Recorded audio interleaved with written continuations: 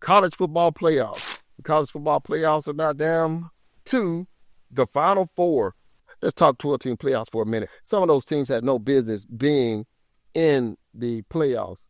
Indiana, oh my gosh, it looked horrible. Boise State, one-trick pony, rushing the football. You're not going to win, but you had a great year. Tennessee calls themselves, they're going to run up to Ohio State and beat them. They had all those fans there, but I think the Ohio economy appreciates those fans coming up there, contributing money, and they were able to go back home, back to Knoxville with a loss. Welcome to Cliff Notes Podcast where we show where passion meets the game.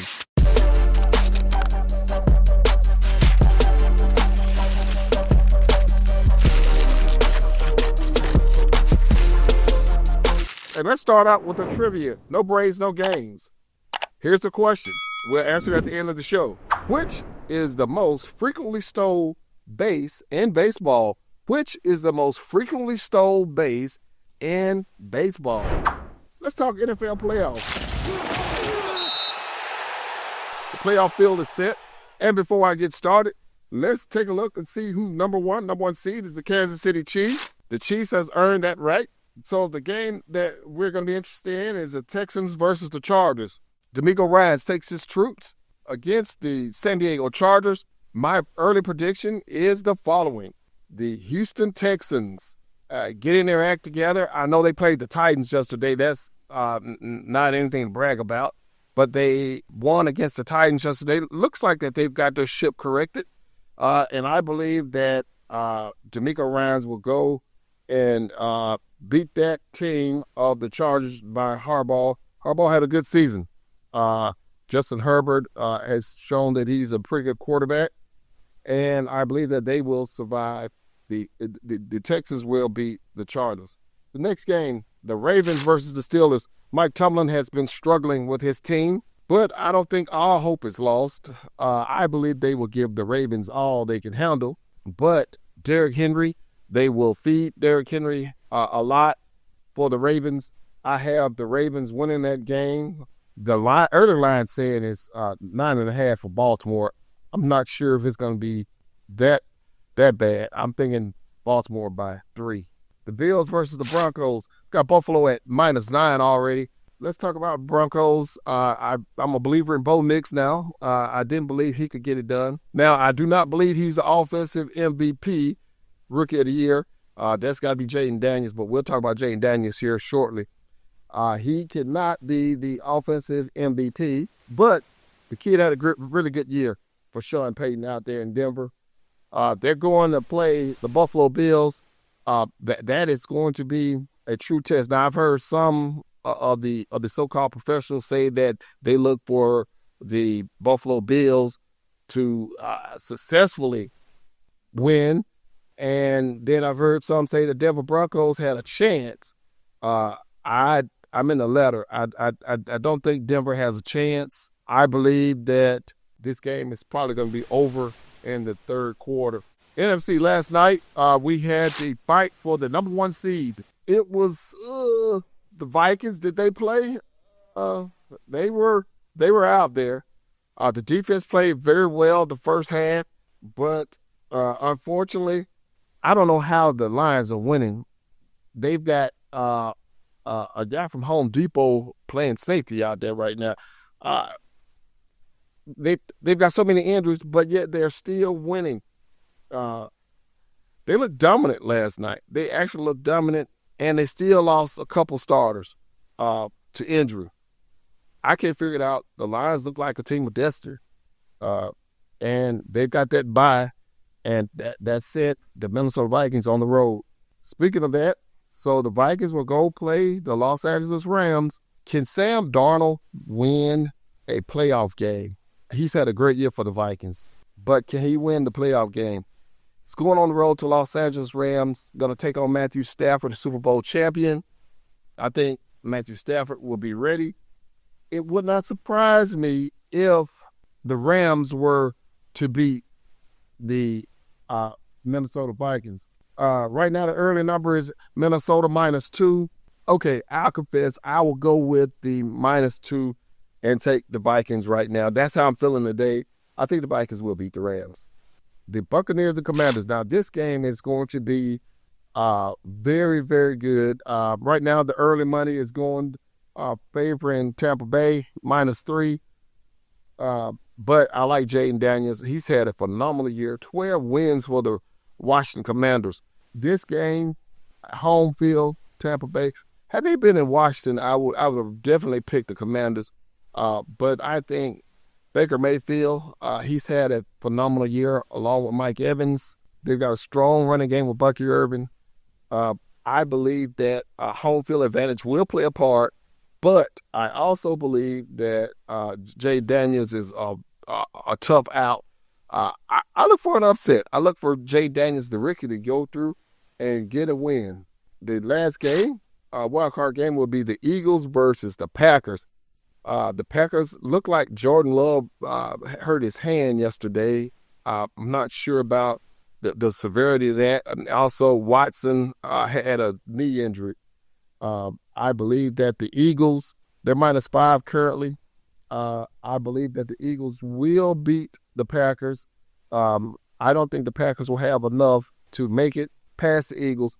I just think the Eagles are going to rely heavily on that running game with Saquon Barkley. I believe A.J. Brown has gotten his mind right, and he's not going to be angry if he doesn't get the ball.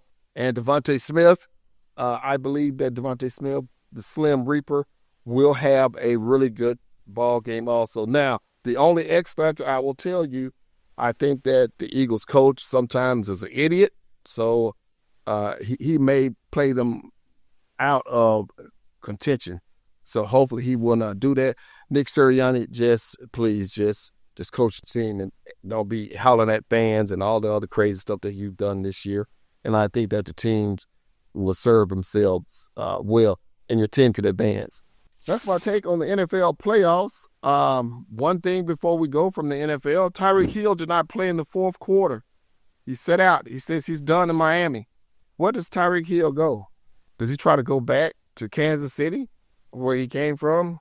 Is he going to click his heels 3 times and say, I wish I was back in Kansas City. I wish I was back in Kansas City with Pat Mahomes. I don't know. That is possible, but Tyreek Hill, I don't know, man. That's going to be hard to get away from Miami. For them to just say, all right, you got your $100 million, you can go on and do something else. College football playoffs. The college football playoffs are now down to the Final Four. Let's talk 12-team playoffs for a minute. Some of those teams had no business being in the playoffs. Indiana, oh my gosh, it looked horrible. Boise State, one-trick pony, rushing the football. You're not going to win, but you had a great year. Tennessee calls themselves. They're going to run up to Ohio State and beat them. They had all those fans there, but I think the Ohio economy appreciates those fans coming up there, contributing money. And they were able to go back home, back to Knoxville with a loss. Let's talk about who I think is going to win the Penn State Notre Dame game. Now, this matches up 2 really good coaches. James Franklin, he is a very, very good coach, and I believe he's going to be schemed right. I think he's going to run heavy. I think they're going to run heavy. But Notre Dame on the other side, they are going to really be a tough out because their defense has been playing very, very good. This game is going to probably go down to the last possession. I'm thinking the last possession because Notre Dame is very, very well coached. Now, the New Orleans tragedy of Bourbon Street kind of threw everything off by a day. So Notre Dame is going to be a day less rested than Penn State. But I think that won't hurt them. I believe that that may push Notre Dame just a little bit further on down the road and give them the win. The Texas versus Ohio State. Ohio State fans, let me share this with you. Ryan Day, I know you want to fire him because he keeps losing to Michigan. But, man, this guy right now looks like he's got the best team in football. And it'll be a shame if you fire him because I'm still hearing rumblings that they want him gone. I don't know about that. If he wins the national championship, do you still want to fire him because he can't beat Michigan? Michigan, national championship. You tell me which one is more important. I don't know. I kind of like winning championships. So Texas, I think Texas defense is very good. Quentin Ewers, people for some strange reason don't want him out there, and they want Manning. Arch Manning, bring on Arch, bring on Arch. I just don't understand why that is, but Ewers went to the Final Four last year. So he's back again this year. I think Steve Sarkisian is going to trust Ewers to get him where the team needs to be. And if that's the case, I believe that Texas will surprise Ohio State, put up a very good fight, but I think Ohio State may pull it off at the end. That's my thoughts on the college football playoffs. And right now, I'm hearing a lot of rumblings about NIL and bowls and why these guys are leaving and they shouldn't leave. Let's talk about NIL for a minute. The name and likeness and the transfer portal. For years and years and years, a coach could say, I have decided to leave my institution because I've got an opportunity to go over to this other institution and they're going to pay me a couple $1 million a year. So everyone's okay with that. Coach goes, they'll leave and everything's fine. Just want to talk briefly about NIL. It's not about loyalty, not about playing bowl games. It's all about money, and some of these athletes need to help their families. I want to give you a story about a wide receiver from Alabama, last name of Prothro. And I also want to talk about Lane Kiffin when he was the OC at Alabama. He left to take the Ole Miss job just before the BCS Bowl game. These two have parallels because Lane Kiffin is an example of what the coaches have done always. They've put themselves ahead of everybody, and their pockets was fat, and their family pockets were good to go. They went on about their business. Talk about the wide receiver from Alabama, Prothro. He suffered a season-ending injury and ultimately a career-ending injury against the Florida Gators on the 1st of October of 2005. A game that actually Alabama was winning really big, and since Prothro was their star receiver, he should have been on the sideline. But apparently the coaching staff saw fit to leave him out there. And they left him out there. And Prothro was probably best known for catching the ball. I think it was against Southern Miss. The defender went up to defend him. He caught the ball on the defender's back, fell in the end zone, scored a touchdown. It was outstanding, one of the best plays I've ever seen in my life. Back to his last day of football. Prothro came down on the turf against Florida Gators. He was going against D. Webb and attempting to break up the pass. When Prothro landed, he snapped his leg in half. And this was a severe injury. Prothro broke his tibia and fibula, and he never played football again. Prothro had 11 extensive surgeries, and basically his career was over. And on August 3rd in 2007, he was placed on a medical hardship scholarship and taken off the football roster when the coach of Alabama, the new coach, Nick Saban, said there was no way Prothro would play again. Prothro did not have NIL. He did not have that. This young man was hurt. Let's talk money for a sec.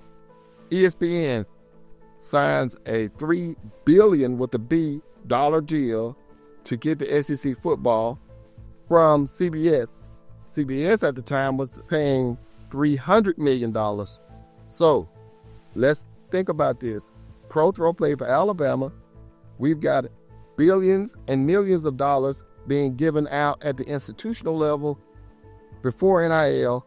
These players finally get a chance to go out and make some money, and now all I'm hearing is whining and complaining. We got to stop this. Prothro never got his money. Never got it. He should have. He was the number one. He was wide receiver 1 at Alabama, and he did not get his money. So he's got to get his money. We've got to leave these kids alone. I don't care if they move teams 18 times, because we don't want to see the next Prothro out there with 11 surgeries and working menial jobs because he can't get his money that he should have gotten while he was in college, making the University of Alabama all that money and the SEC all that money, because $3 billion is a lot of money, and Prothro don't have any of those $3 billion. That's the good, bad, and ugly of NIL.